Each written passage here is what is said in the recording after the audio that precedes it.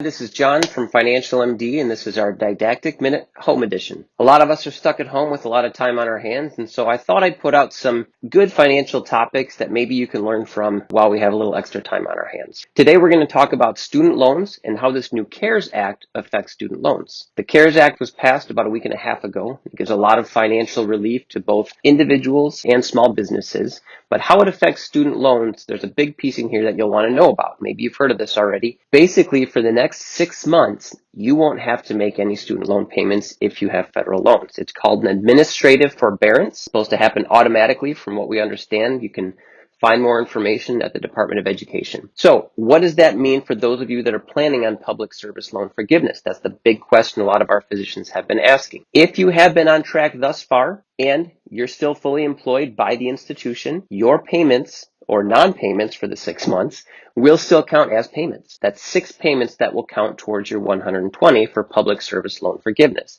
Now, what if you're down to part-time or you're furloughed or you're laid off? Well, the problem with that is your payments will not count. You'll basically be taking a pause, so you won't be kicked out of the program.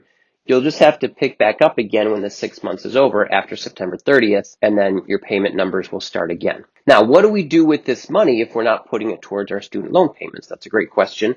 Maybe your income has been reduced because you're working less, or like a lot of my surgeons, a lot of your surgeries have been canceled or postponed. A lot of my ER docs are making less and working less, which was surprising to me at first, but then I understood.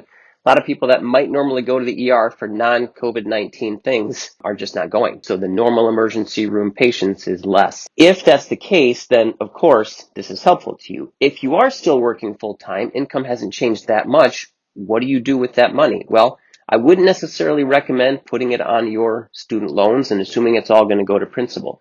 Even if it does, if these are federal loans and you're planning on public service loan forgiveness, that's less that the government will forgive at the end of the 10 years. So that doesn't necessarily help you. Now, you can take that extra money, you can put it into your savings account, build your emergency fund up like we've talked about, or if you've gotten that point already, maybe you don't have extra debts that you need to pay off.